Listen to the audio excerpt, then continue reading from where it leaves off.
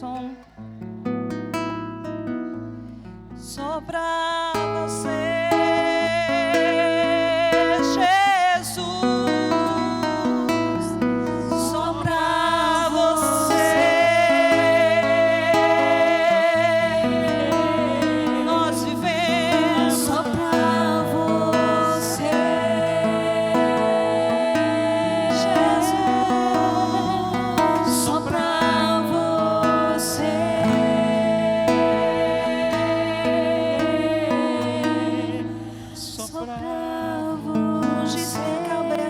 Meu cálice transborda, você me mantém em tua presença.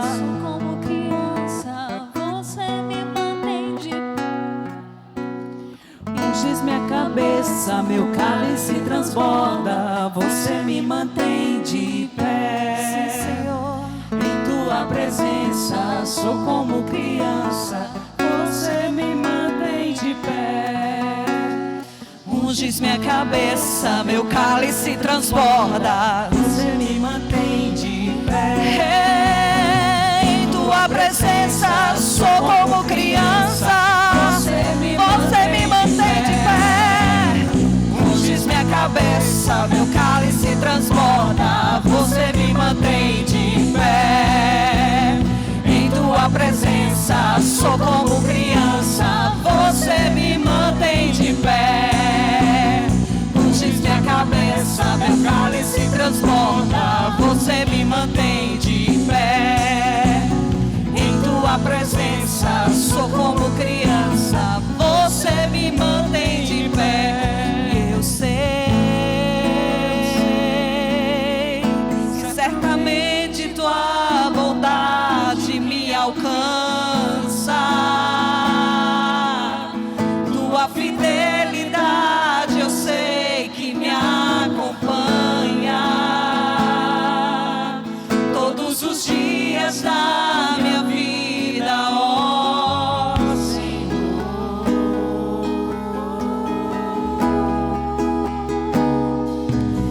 Eu sei que os seus banquetes de amor eu vou sarar, e o meu cálice você faz transbordar, para viver a vida assim só pra você. Eu sei, eu sei, eu sei, eu sei. Certamente tua bondade me alcança, tua fidelidade eu sei que me acompanha todos os dias da minha vida, ó Senhor.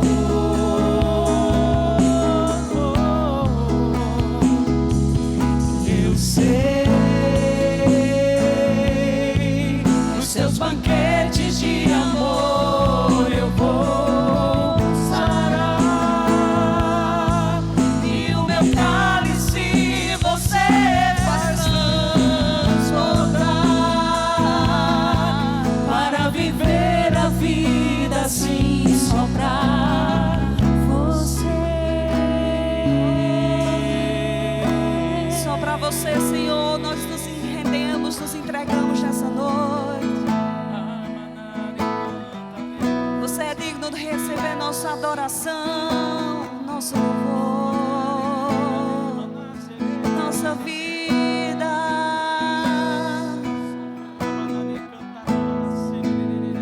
O Senhor é o nosso pastor, nada, nada faltará. Nos ungisse com o Espírito de vida.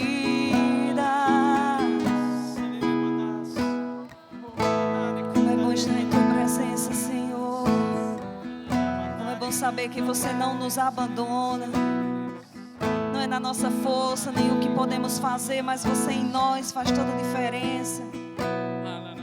E nós oramos para toda mente cativa a tua palavra, para que essa presença, que nós tenhamos maturidade e sabedoria para que ela não saia, que ela permaneça conosco, a manifestação da tua presença.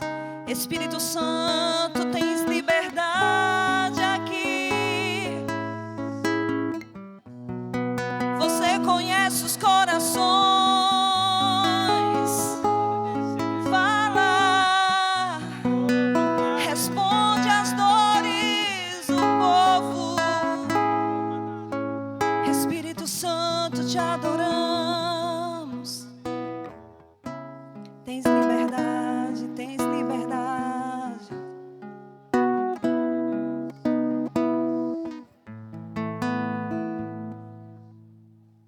Aleluia. Quem gosta de cantar não para não, né, Ana? A gente quer cantar junto e assim vai. Você pode sentar, por favor.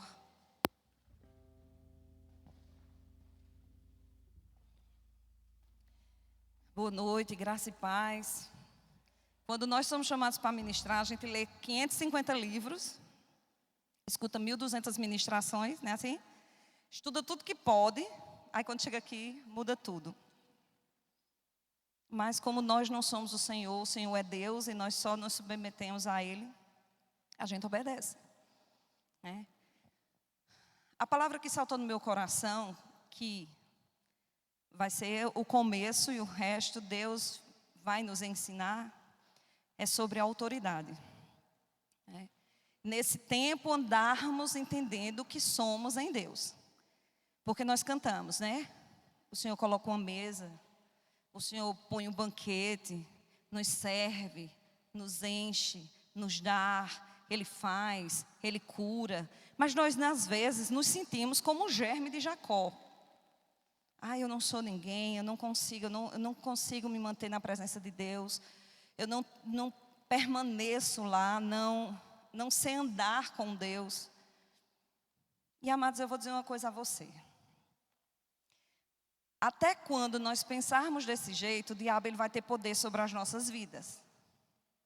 Porque ele sabe que quando eu e você soubermos o que somos em Deus, ele está frito.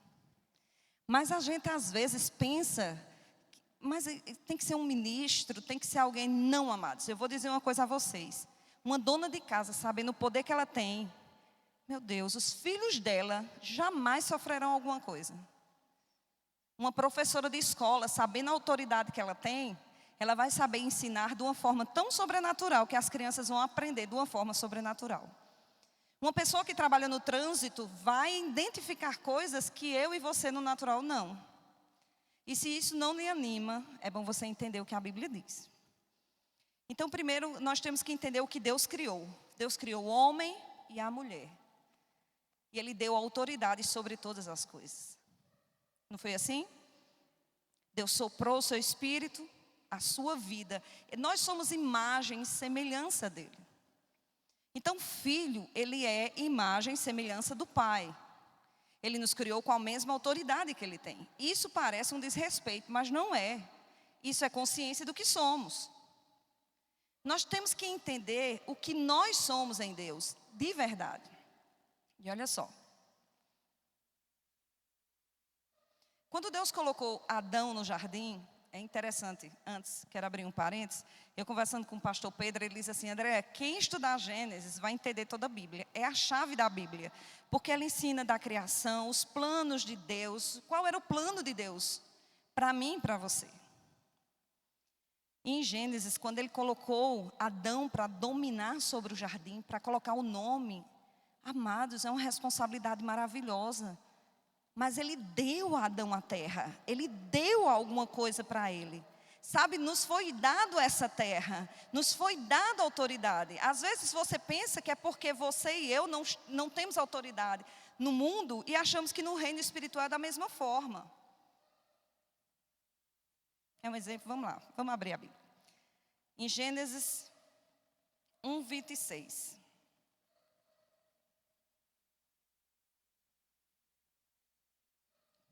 Do que está participando do culto.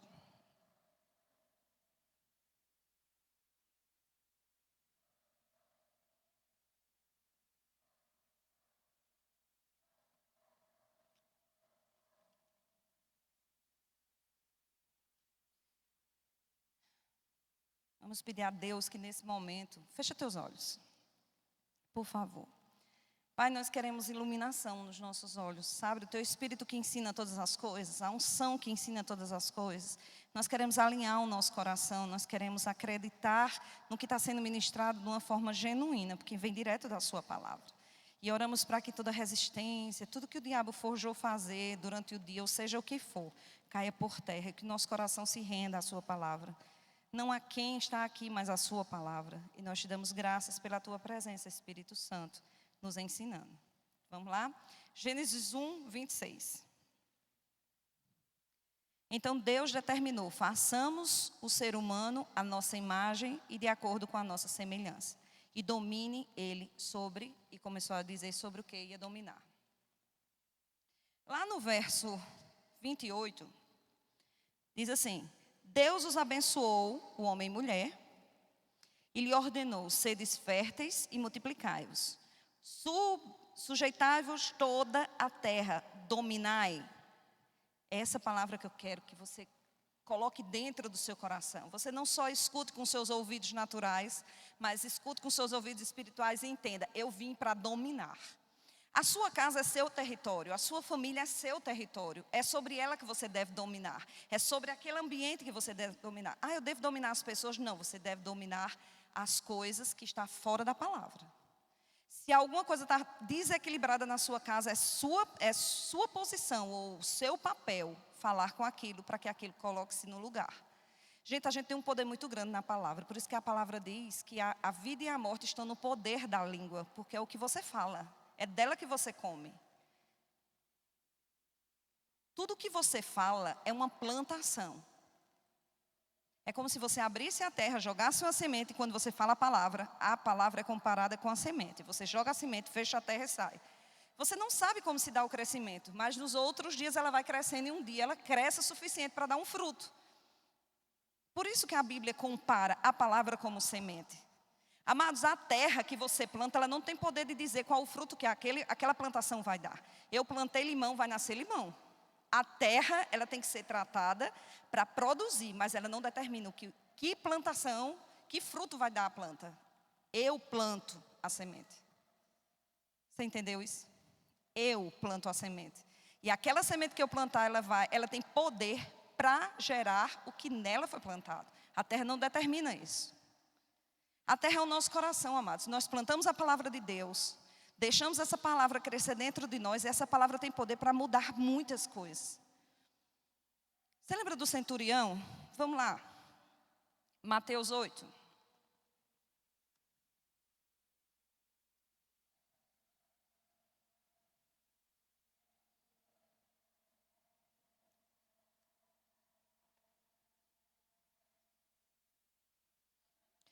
Mateus 8, 5 diz assim: Estando Jesus em Cafarnaum, dirigiu-se a ele um centurião, suplicando: Senhor, meu servo está em casa, paralítico e sofrendo horrível tormento.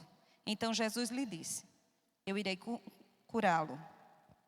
Ao que respondeu o centurião: Senhor, não sou digno de receber sobre o meu teto, mas diz apenas uma palavra e o meu servo será curado.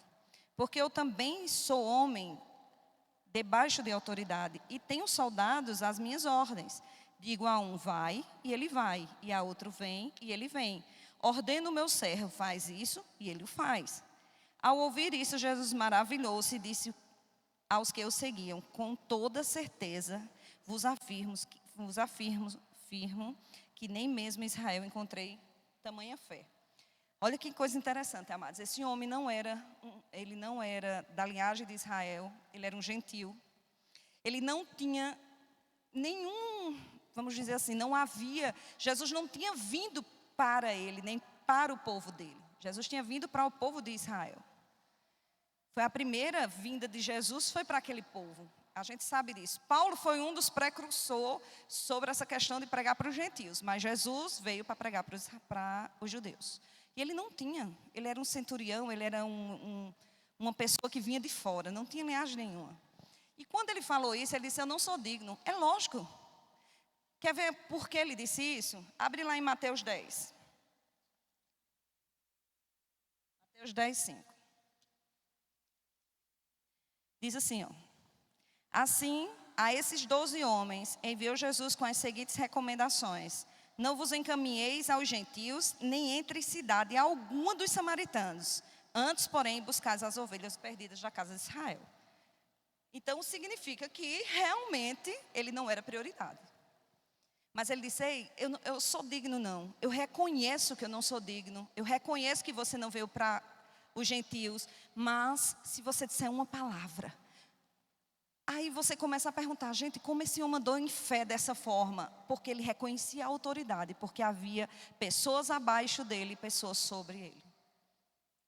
E nós, muitas vezes, andamos assim porque não reconhecemos a autoridade que está sobre nós e está em nós. Vocês estão olhando para mim com a cara assim, tipo, oi? Mas é sério. Amados, nós temos um poder tão grande de criar coisas, porque o nosso Pai cria coisas. Sabe, Ele fez todas as coisas com o poder da sua palavra. E nós temos esse poder, só que nós precisamos falar as coisas certas, para que Deus possa pegar isso e ter compromisso com aquilo que a gente fala. Porque Deus não tem compromisso com o que você não fala mais. Deus tem compromisso com o que você e eu fala na palavra. Às vezes a gente diz assim: Deus não se move por choro, porque as pessoas estão passando por dificuldade. Aí você pode me dizer: rapaz, Deus é muito ruim. Deus vê o mundo sofrendo. Ei, Deus tem um compromisso com a palavra dele. Fala a palavra dele, gera as coisas com a palavra dele, porque ele é isso que ele é aliançado, é isso que ele tem compromisso. Ele não pode voltar atrás. Tem uma passagem que diz: ei, mostra ao Senhor, apresenta ao Senhor as tuas promessas. Apresenta ao Senhor o que Ele falou. Porque, amados, não é para Deus lembrar do que Ele falou para você, não. É para você falar com sua boca para as coisas acontecerem. Porque Deus não precisa que a gente lembre Ele, mas a gente precisa falar. Às vezes o que nos atrasa ou nos atrapalha é porque nós queremos falar uma coisa e no outro dia já acontecer. Mas sabe, amados, que coisas dentro de nós têm que mudar também? Porque Deus fizesse assim, Deus não era o nosso Deus, Deus era um mágico, e Ele não é. Sabe, nós somos atraídos por amor.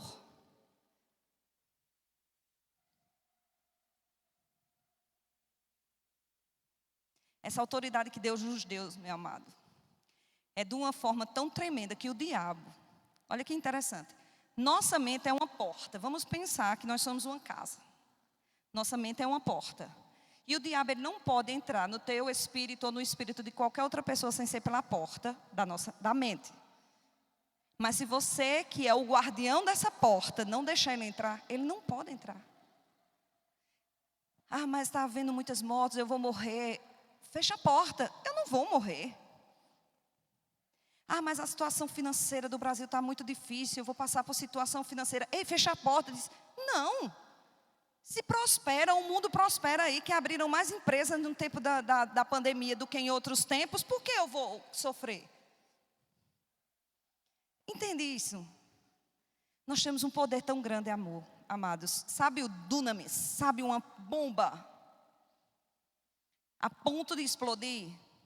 Samuel ministrou há muitos anos atrás: estou nem aí, eu quero que você se exploda. E as pessoas ficavam chocadas até ouvir a ministração dela. Eu vou dizer nessa noite para você: estou nem aí, eu quero que você se exploda. Sabe como é isso? Você se exploda por dentro, para tudo que está perto de você seja alcançado. Sabe uma explosão? Sabe quando você joga uma bomba, ela alcança coisas. E não é alcançar coisas para ficar ruim, não, nem danificar. É para colocar no lugar. Sabe quando coisas precisam ser abaladas para permanecer o inabalável? Chegou o tempo, igreja, da gente balançar, porque o que está para cair tem que cair. Para ser construído coisas fixas. Talvez o que nós aprendemos até hoje nos sustentou até hoje. Mas, amados, tem uma vida inteira aí. E tem coisas que a gente tem que ter muita consciência do que estamos vivendo. Talvez você venha para o culto profético e diga assim: vai voar a cadeira. Amados, o que mais a gente precisa entender é quando a gente sair daquela porta ali, o que é que a gente vai fazer.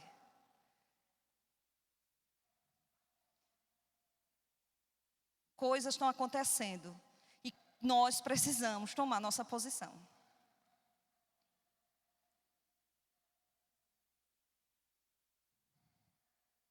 Quer um exemplo disso?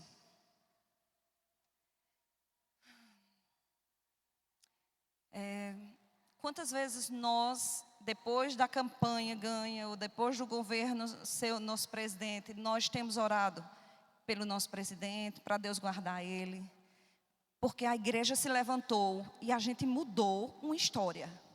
Vocês têm noção que o São João não tem? Vocês têm noção que o carnaval não teve? A gente estava orando pelo quê? Está aqui? Quantas vezes nós oramos para que os jovens que iam para o São João, que se desviavam, quanta traição existia, quantas coisas erradas, Senhor, e o São João não teve. Aí a gente não lembra que foi as nossas orações que geraram isso. A nossa autoridade, nós temos que fazer isso. O que é que não está te agradando? O que é que não está dando certo? O que é que você está fazendo? Sabe, quando Deus nos deu autoridade, Ele disse bem assim, olha, resolve tuas coisas aí embaixo. A terra é tua, está tudo aí na tua mão. Fala que tem que acontecer.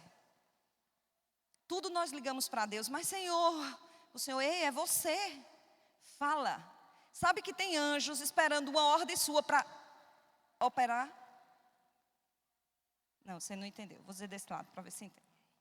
Sabe que tem anjos nessa noite esperando uma palavra sua, uma palavra. Senhor, eu preciso disso. Sabe, eu não lembro quem foi o ministro, ele disse que chegou no céu e o Senhor, e havia pernas, coisas lá. E ele disse, Senhor, isso quer de quê? Ele disse, das pessoas que estavam lá na terra que precisaram e nunca buscaram, nunca pediram. Se está no reino espiritual, amados, traz isso, você tem poder para isso. Não vamos agir como os meninos que estamos sofrendo, que precisamos disso. Ai, meu Deus, que coisa, será que Deus quer? Será que Deus não quer? Se Ele não quiser dar, Ele não dá. Mas a autoridade que você tem de trazer as coisas, sua família é do Senhor, não abre mão. Sabe qual é o teu plano para o teu emprego? É você ganhar bem? Fala isso, não é errado não. É seus filhos se formarem, é seus filhos colocarem no lugar bom na sociedade, para que eles sejam exemplos de Deus lá. Chama a existência, gera. Você tem um domínio sobre a terra. Adão pode ter traído Jesus, perdeu a autoridade, mas no momento que Jesus voltou e que eu e você temos uma aliança com o Senhor, ei, na minha casa não, na minha igreja não, no meu lugar não. Não podemos ser mais passivos, temos que ser agressivos, muito agressivos. Somos atrevidos, muitas vezes. Quando temos raivas numa fila, como tendo raivas em situações, nós somos atrevidos. Mas não somos agressivos com o diabo. Ele só pode entrar se você deixar. Ele só pode ir até onde você determinar. Eu vou contar um testemunho para vocês. Há uns anos atrás, eu era do Jardim Paulistano. E Gilson, não sei se vocês lembram de Gilson. Gilson e Sandré, tu ministra na quinta, era culto, eu acredito, de cura. Ele disse, tu ministra na quinta, que eu vou ter que fazer alguma coisa. Eu fui cobrir ele numa quinta. Ele tinha uma escala e ele tinha me escalado na quinta. E nesse tempo, passou uma semana, eu acredito, e eu comecei a orar e orando dentro de casa. Amados, vê se tu pega isso. E eu orando, orando, orando. E eu vi na janela demônios olhando para mim. Eles falavam entre eles. O que é que ela está orando? Eu estava orando em línguas. O que é que ela está orando? O que é que ela está fazendo? E eu olhava para eles e ela viu a gente e corria. Sabe que isso não é só para profeta? Isso é para todo filho de Deus. Discernir as coisas, perceber as coisas rápido, mover o que está precisando, trazer à existência. E eu vi o medo que eles tiveram de só imaginar o que eu estava falando em línguas. Amado, se você soubesse o poder que você tem em orar em línguas, meu amigo. Amado, chegou o tempo da gente ser atrevido. E teve outra, sabe? Eu cheguei em casa, eu fui para um culto e uma pessoa aceitou Jesus. E quando eu cheguei em casa, nesse eu vi ele manifesto, fisicamente. Ele disse, e aí?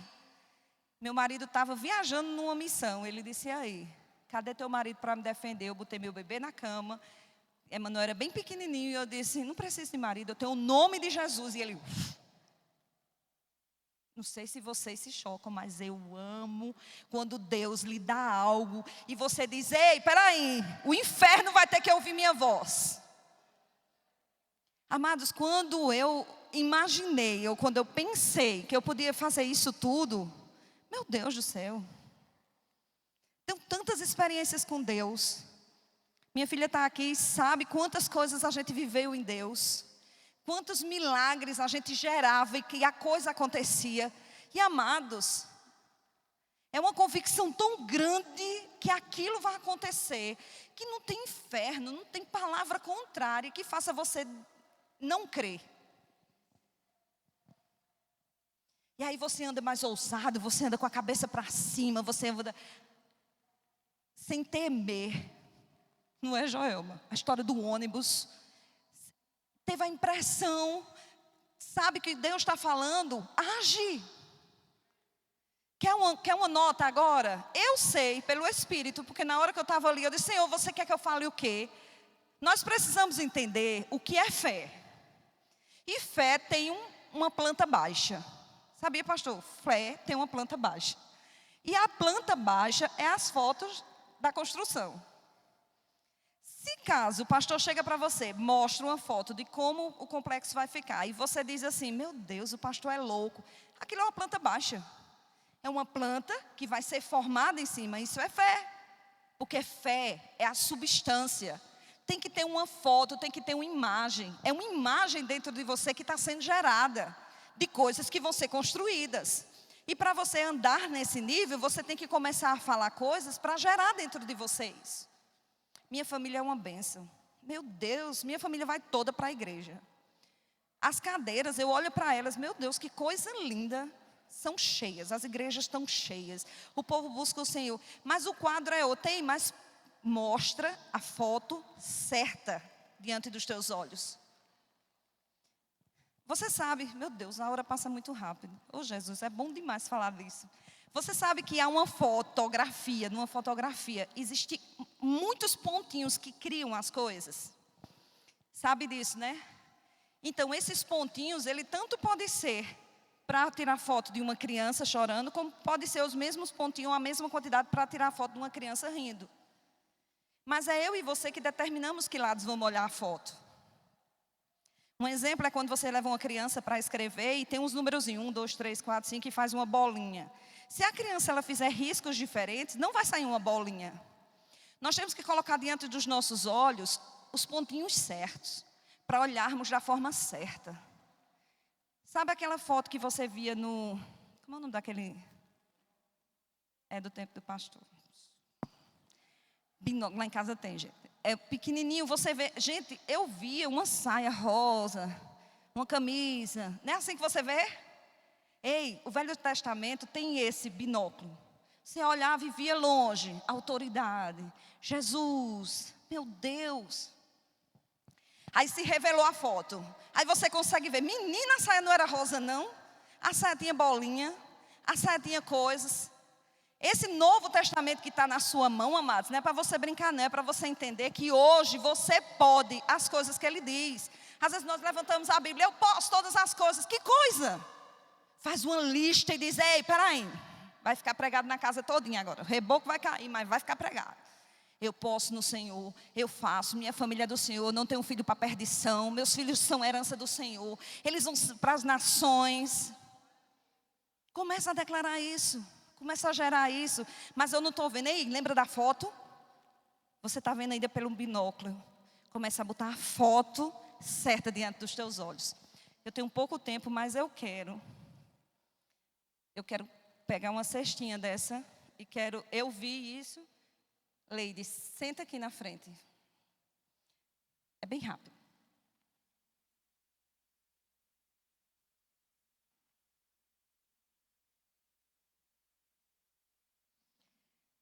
Deixa eu te dizer. Tem pessoas que você olha e diz assim, meu Deus, essa pessoa, ela não precisa das coisas, né? Ou você quer fazer por outras pessoas porque você ama demais. Tem vários tipos de situações, mas tem situações que Deus diz assim: ei, eu quero que minha filha seja socorrida hoje na frente da igreja, para ela entender que ela não está só e qualquer pressão que ela está passando, Deus vai estar sempre com ela. E aí eu vou demonstrar diante da igreja que financeiramente a gente também pode abençoar ela. Sabe, Leide? Não é só porque nós lhe amamos, mas há uma plantação e nós cremos em colheita. E nós, como igreja, temos que honrar as pessoas, não é? Temos que ser gratos a elas por tudo. E Deus quer falar isso para você nessa noite. Bota a cestinha aqui no pé dela. Minha filha, olha, seja botão, seja caneta, o que você tem. Não deixa, não perda a oportunidade de ser abençoado. Corre, dá para ela, porque Deus está falando com ela. Vem cantar aqui bem rapidinho, que daqui a pouco eu tenho que entregar.